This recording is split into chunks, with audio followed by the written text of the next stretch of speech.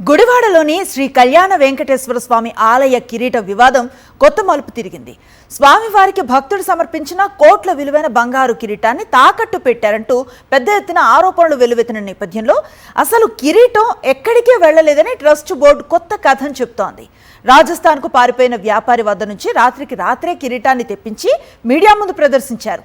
అసలు కిరీటం వ్యవహారంలో నిజమేంటి? దాత మాటూరి సుబ్బారావు పోరాటం ఎలా ఫలించింది? దీనిపైనే స్పెషల్ ఫోకస్. భక్తితో స్వామివారికి సమర్పించిన బంగారు కిరీటం ఇప్పుడు గుడివాడలో పెద్ద చర్చగా మారింది.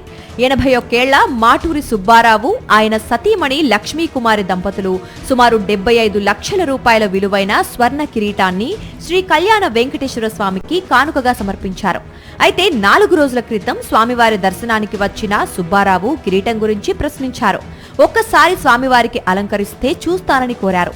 అప్పుడు తాకట్టు వ్యవహారం బయటకొచ్చింది. ముందు కిరీటం బ్యాంక్ లాకర్లో భద్రంగా ఉందంటూ ట్రస్ట్ బోర్డు సభ్యులు సమాధానం చెప్పారని దాత ఆరోపించారు. కానీ చివరికి ఆ కిరీటాన్ని మార్వాడి వ్యాపారి వద్ద తాకట్టు పెట్టి సుమారు 38 లక్షల రూపాయలు తీసుకున్నారన్న విషయం బయటపడటంతో భక్తులు ఒక్కసారిగా షాక్కు గురయ్యారు. దాత మాటూరి సుబ్బారావు వెనక్కి తగ్గకుండా పోరాటం కొనసాగించడంతో వ్యవహారం మరింత వేడెక్కింది.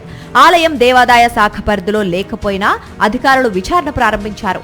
సుబ్బారావు ఫిర్యాదు మేరకు ట్రస్ట్ బోర్డు చైర్మన్ తో పాటు పలువురు సభ్యులపై పోలీసులు కేసులు నమోదు చేశారు. ఇదే సమయంలో కిరీటాన్ని తాకట్టు పెట్టుకున్న మార్వాడి వ్యాపారి రాజస్థాన్ కు వెళ్లిపోయాడన్న ప్రచారం మొదలైంది. విచారణకు హాజరు కావాల్సిన సభ్యులు అందుబాటులో లేకపోవడం, ఫోన్లు స్విచ్ ఆఫ్ కావటం అనుమానాలను మరింత పెంచింది. దీంతో దేవుడి సొత్తుతో వ్యాపారం చేశారంటూ భక్తులు, ప్రజలు తీవ్ర ఆగ్రహం వ్యక్తం చేశారు. వ్యవహారం రాష్ట్రమంతటా చర్చనీయాంశంగా మారటంతో రాజకీయ నేతలు కూడా రంగంలోకి దిగారు. రాజస్థాన్లో ఉన్నట్లు ప్రచారం జరిగిన కిరీటాన్ని రాత్రికి రాత్రే తిరిగి తెప్పించినట్లు ప్రచారం జరుగుతోంది. ఇదే సందర్భంగా ఆలయ ట్రస్ట్ బోర్డు ఆధ్వర్యంలో మీడియా సమావేశం ఏర్పాటు చేసి కిరీటాన్ని ప్రదర్శించారు. తప్పు చేశామని చెంపలేసుకున్నారు. అంత అకౌంట్ అంతా ఉంది, ఆ ఇబ్బంది లేదు. పొరపాటు అనేది జరగడం జరిగింది. ఆ పొరపాటు సరిదిద్దుకొని వాళ్ళు తీసుకొని కిరీటం పెట్టాము. వాళ్ళ పార్టీ కూడా అప్పు చేద్దాం. నేను సంపర్క చేసి గుళ్ళో పెట్టి చేపిస్తాం పూజ. తయారు చేయడానికి పెట్టాం.